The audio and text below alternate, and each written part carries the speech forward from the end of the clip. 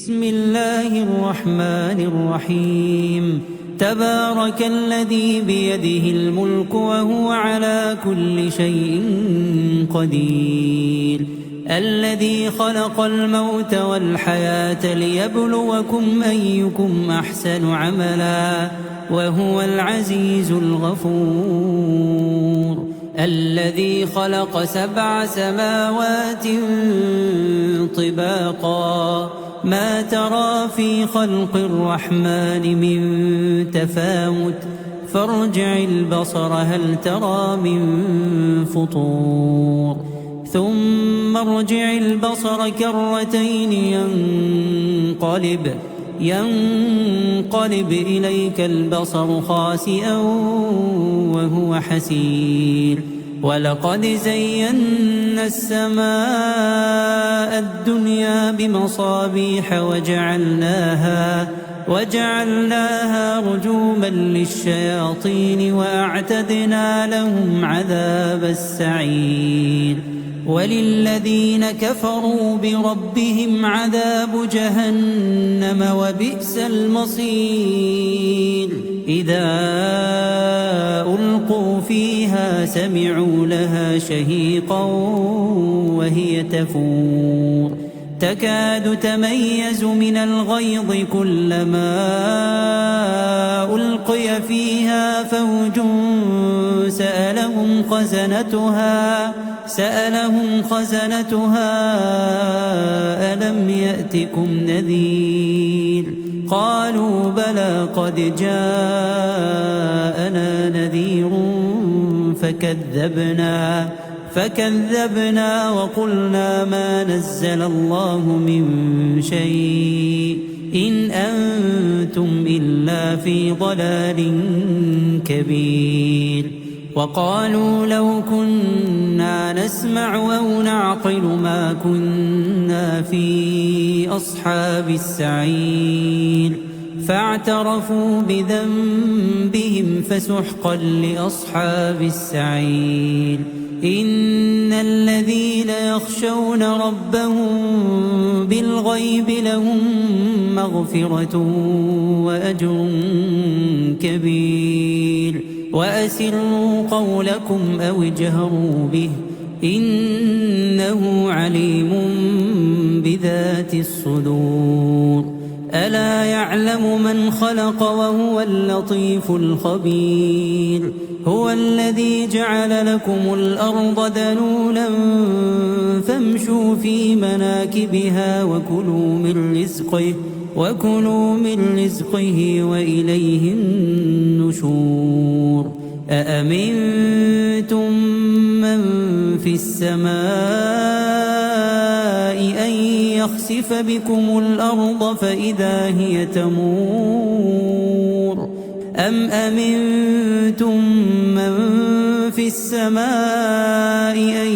يرسل عليكم حاصبا فستعلمون كيف نذير. ولقد كذب الذين من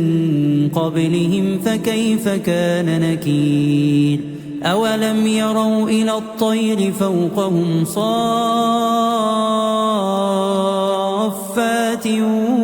ويقبضن ما يمسكهن إلا الرحمن إنه بكل شيء بصير. أمن هذا الذي هو جند لكم ينصركم من دون الرحمن إن الكافرون إلا في غرور. أمن هذا الذي يرزقكم إن أمسك رزقه بل لجوا في عتو ونفور. أفمن يمشي مكبا على وجهه أهدى أمن يمشي سويا على صراط مستقيم. قل هو الذي أنشاكم وجعل لكم السمع والأبصار والأفئدة قليلا ما تشكرون. قل هو الذي ذرأكم في الأرض وإليه تحشرون ويقولون متى هذا الوعد إن كنتم صادقين قل إنما العلم عند الله وإنما أنا نذير مبين فلما رأوه زلفة سيئت وجوه الذين كفروا وقيل هذا الذي كنتم به تدعون قل أرأيتم إن أهلكني الله ومن معي أو رحمنا فمن يجير الكافرين من عذاب أليم قل هو الرحمن آمنا به وعليه توكلنا فستعلمون من هو في ضلال مبين قل أرأيتم إن أصبح ماؤكم غورا فمن يأتيكم بماء معين ياسين والقرآن الحكيم إنك لمن المرسلين على صراط مستقيم تنزيل العزيز الرحيم لتنذر قوما ما أنذر آباؤهم فهم غافلون لقد حق القول على أكثرهم فهم لا يؤمنون إنا جعلنا في أعناقهم أغلالا فهي إلى الأذقان فهم مقمحون وجعلنا من بين أيديهم سدا ومن خلفهم سدا فأغشيناهم فهم لا يبصرون وسواء عليهم أأنذرتهم أم لم تنذرهم لا يؤمنون إنما تنذر من اتبع الذكر وخشي الرحمن بالغيب فبشره بمغفرة وأجر كريم إنا نحن نحيي الموتى ونكتب ما قدموا وآثارهم وكل شيء أحصيناه في إمام مبين واضرب لهم مثلا أصحاب القرية إذ جاءها المرسلون إذ أرسلنا إليهم 2 فكذبوهما فعززنا بثالث فقالوا إنا إليكم مرسلون قالوا ما أنتم إلا بشر مثلنا وما أنزل الرحمن من شيء إن أنتم إلا تكذبون قالوا ربنا يعلم إنا إليكم لمرسلون وما علينا إلا البلاغ المبين قالوا إنا تطيرنا بكم لئن لم تنتهوا لنرجمنكم وليمسنكم منا عذاب أليم قالوا طائركم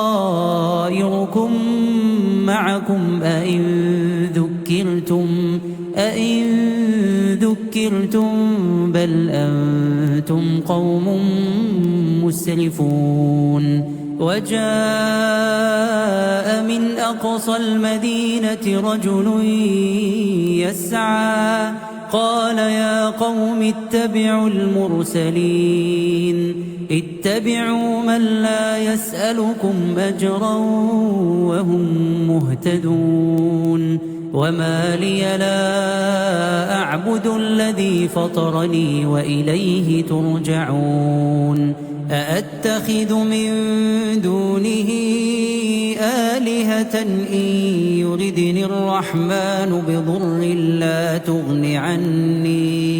لا تغن عني شفاعتهم شيئا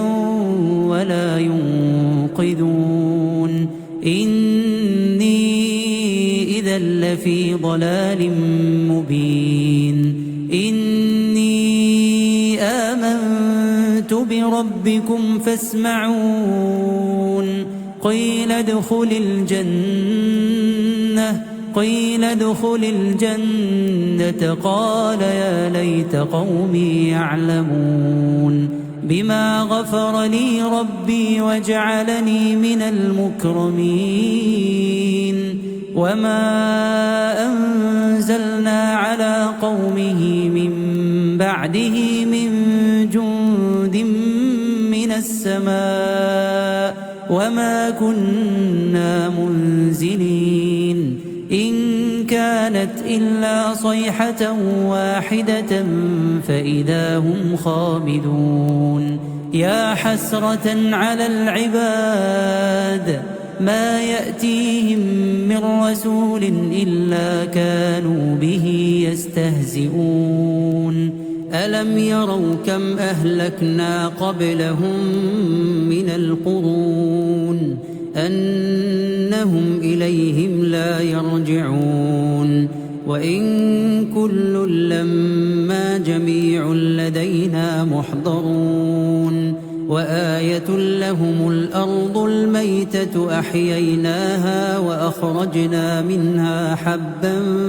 فمنه يأكلون وجعلنا فيها جنات من نخيل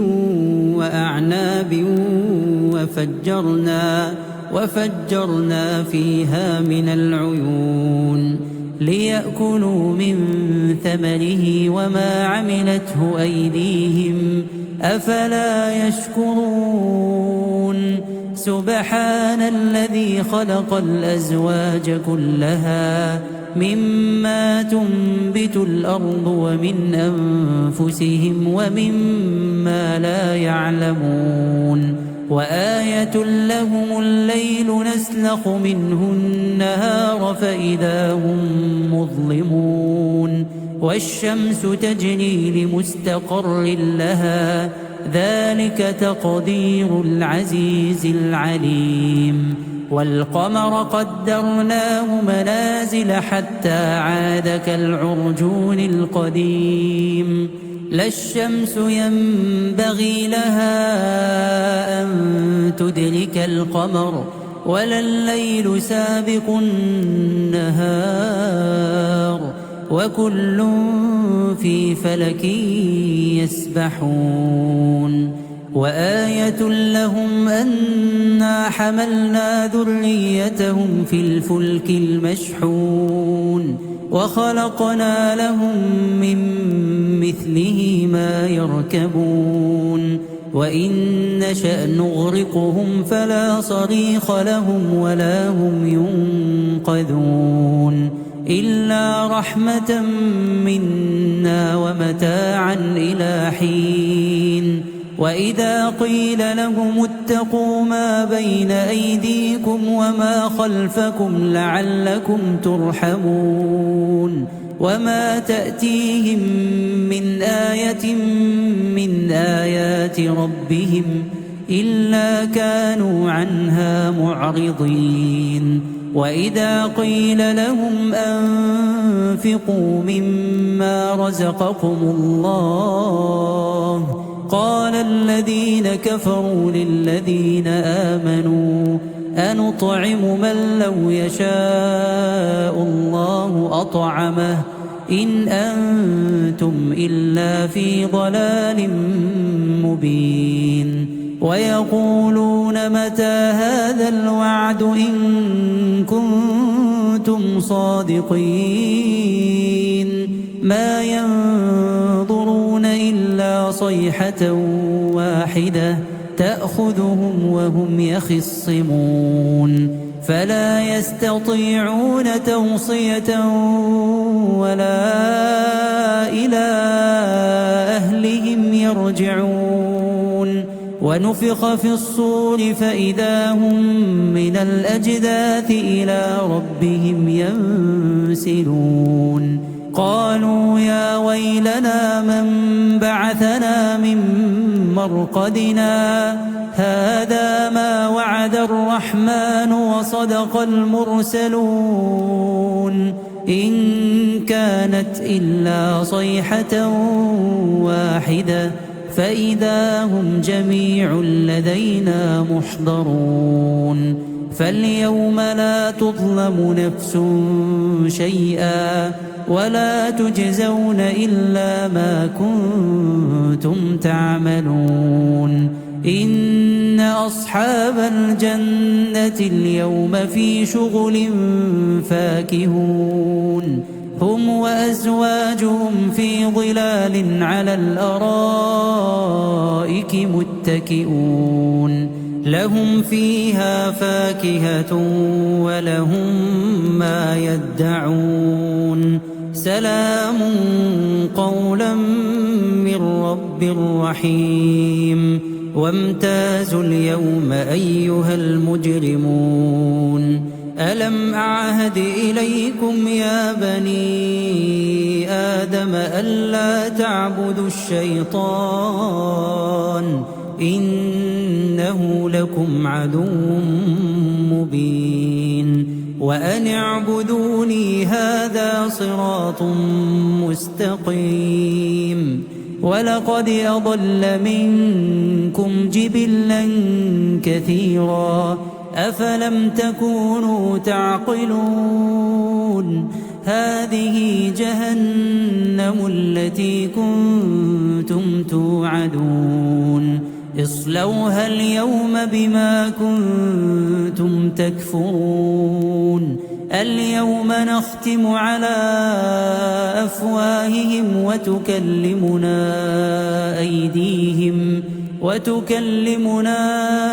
أيديهم وتشهد أرجلهم بما كانوا يكسبون ولو نشاء لطمسنا على أعينهم فاستبقوا الصراط فأنى يبصرون ولو نشاء لمسخناهم على مكانتهم فما استطاعوا مضيا ولا يرجعون ومن نعمره ننكسه في الخلق أفلا يعقلون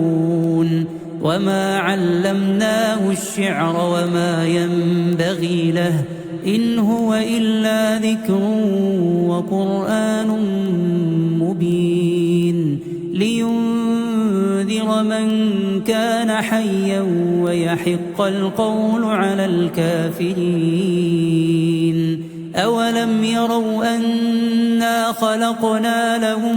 مما عملت أيدينا أنعاما فهم لها مالكون وذللناها لهم فمنها ركوبهم ومنها يأكلون ولهم فيها منافع ومشارب أفلا يشكرون واتخذوا من دون الله آلهة لعلهم ينصرون لا يستطيعون نصرهم وهم لهم جند محضرون فلا يحزنك قولهم إنا نعلم ما يسرون وما يعلنون أولم ير الإنسان أنا خلقناه من نطفة فإذا هو خصيم مبين وضرب لنا مثلا ونسي خلقه قال من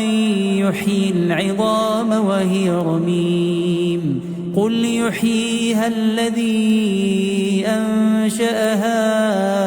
أول مرة وهو بكل خلق عليم الذي جعل لكم من الشجر الأخضر نارا فإذا أنتم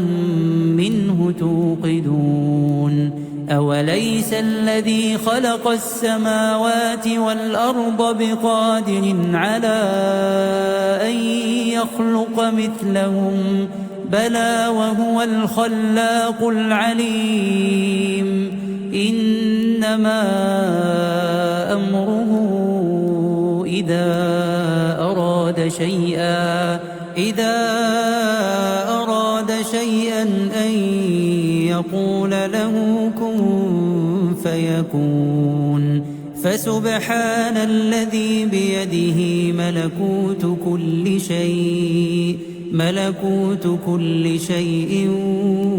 وإليه ترجعون بسم الله الرحمن الرحيم الرحمن علم القرآن خلق الإنسان علمه البيان الشمس والقمر بحسبان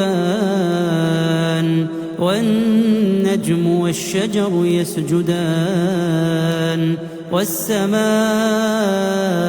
رفعها ووضع الميزان ألا تطغوا في الميزان وأقيموا الوزن بالقسط ولا تخسروا الميزان والأرض وضعها للأنام فيها فاكهة والنخل ذات الأكمام والحب ذو العصف والريحان فبأي آلاء ربكما تكذبان خلق الإنسان من صلصال كالفخار وخلق الجان من مارج من نار فبأي آلاء ربكما تكذبان رب المشرقين ورب المغربين فبأي آلاء ربكما تكذبان مرج البحرين يلتقيان بينهما برزخ لا يبغيان فبأي آلاء ربكما تكذبان يخرج منهما اللؤلؤ والمرجان فبأي آلاء ربكما تكذبان وله الجوار المنشآت في البحر كالأعلام فبأي آلاء ربكما تكذبان كل من عليها فان ويبقى وجه ربك ذو الجلال والإكرام فبأي آلاء ربكما تكذبان يسأله من في السماوات والأرض كل يوم هو في شأن فبأي آلاء ربكما تكذبان سنفرغ لكم أيها الثقلان فبأي آلاء ربكما تكذبان يا معشر الجن والإنس إن استطعتم أن تنفذوا من أقطار السماوات والأرض فانفذوا لا تنفذون إلا بسلطان فبأي آلاء ربكما تكذبان يرسل عليكما شواظ من نار ونحاس فلا تنتصران فبأي آلاء ربكما تكذبان فإذا انشقت السماء فكانت وردة كالدهان فبأي آلاء ربكما تكذبان فيومئذ لا يسأل عن ذنبه إنس ولا جان فبأي آلاء ربكما تكذبان يعرف المجرمون بسيماهم فيؤخذ بالنواصي والأقدام فبأي آلاء ربكما تكذبان هذه جهنم التي يكذب بها المجرمون يطوفون بينها وبين حميم آن فبأي آلاء ربكما تكذبان ولمن خاف مقام ربه جنتان فبأي آلاء ربكما تكذبان ذواتا أفنان فبأي آلاء ربكما تكذبان فيهما عينان تجريان فبأي آلاء ربكما تكذبان فيهما من كل فاكهة زوجان فبأي آلاء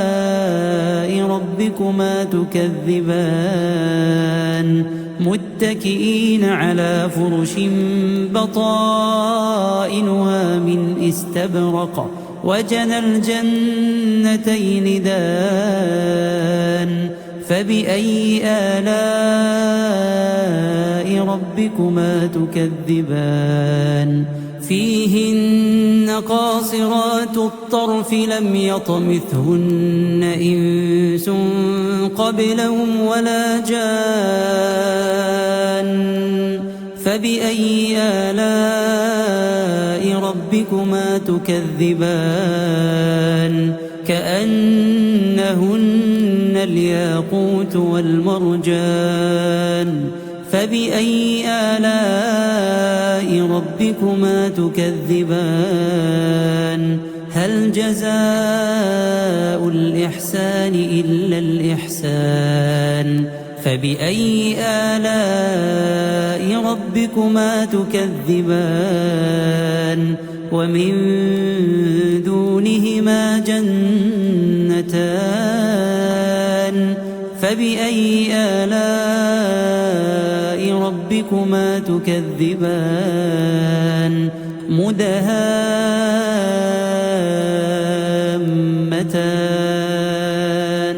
فبأي آلاء ربكما تكذبان فيهما عينان نضاختان فبأي آلاء ربكما تكذبان فيهما فاكهة ونخل ورمان فبأي آلاء ربكما تكذبان فيهن خيرات حسان فبأي آلاء ربكما تكذبان حور مقصورات في الخيام فبأي آلاء ربكما تكذبان لم يطمثهن إنس قبلهم ولا جان فبأي آلاء ربكما تكذبان متكئين على رفرف خضر وعبقري حسان فبأي آلاء ربكما تكذبان تبارك اسم ربك ذي الجلال والإكرام بسم الله الرحمن الرحيم إذا وقعت الواقعة ليس لوقعتها كاذبة خافضة رافعة إذا رجت الأرض رجا وبست الجبال بسا فكانت هباء منبثا وكنتم أزواجا ثلاثة فأصحاب الميمنة ما أصحاب الميمنة وأصحاب المشأمة ما أصحاب المشأمة والسابقون السابقون أولئك المقربون في جنات النعيم ثلة من الأولين وقليل من الآخرين على سرر موضونة متكئين عليها متقابلين يطوف عليهم ولدان مخلدون بأكواب وأباريق وكأس من معين لا يصدعون عنها ولا ينزفون وفاكهة مما يتخيرون ولحم طير مما يشتهون وحور عين كأمثال اللؤلؤ المكنون جزاء بما كانوا يعملون لا يسمعون فيها لغوا ولا تأثيما إلا قيلا سلاما سلاما وأصحاب اليمين ما أصحاب اليمين في سدر مخضود وطلح منضود وظل ممدود وماء مسكوب وفاكهة كثيرة لا مقطوعة ولا ممنوعة وفرش مرفوعة إنا أنشأناهن إنشاء فجعلناهن أبكارا عربا أترابا لأصحاب اليمين ثلة من الأولين وثلة من الآخرين وأصحاب الشمال ما أصحاب الشمال في سموم وحميم وظل من يحموم لا بارد ولا كريم إنهم كانوا قبل ذلك مترفين وكانوا يصرون على الحنث العظيم وكانوا يقولون أئذا متنا وكنا ترابا وعظاما أئنا لمبعوثون أو آباؤنا الأولون قل إن الأولين والآخرين لمجموعون إلى ميقات يوم معلوم ثم إنكم أيها الضالون المكذبون لآكلون من شجر من زقوم فمالئون منها البطون فشاربون عليه من الحميم فشاربون شرب الهيم هذا نزلهم يوم الدين نحن خلقناكم فلولا تصدقون أفرأيتم ما تمنون أأنتم تخلقونه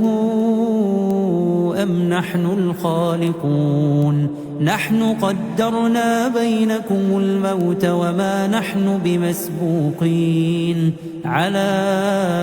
أن نبدل أمثالكم وننشئكم فيما لا تعلمون ولقد علمتم النشأة الأولى فلولا تذكرون أفرأيتم ما تحرثون أأنتم تزرعونه أم نحن الزارعون لو نشاء لجعلناه حطاما فظلتم تفكهون إنا لمغرمون بل نحن محرومون أفرأيتم الماء الذي تشربون أأنتم أنزلتموه من المزن أم نحن المنزلون لو نشاء جعلناه أجاجا فلولا تشكرون أفرأيتم النار التي تورون أأنتم أنشأتم شجرتها أم نحن المنشئون نحن جعلناها تذكرة ومتاعا للمقوين فسبح باسم ربك العظيم فلا أقسم بمواقع النجوم وإنه لقسم لو تعلمون عظيم إنه لقرآن كريم في كتاب مكنون لا يمسه إلا المطهرون تنزيل من رب العالمين أفبهذا الحديث أنتم مدهنون وتجعلون رزقكم أنكم تكذبون فلولا إذا بلغت الحلقوم وأنتم حينئذ تنظرون ونحن أقرب إليه منكم ولكن لا تبصرون فلولا إن كنتم غير مدينين ترجعونها إن كنتم صادقين فأما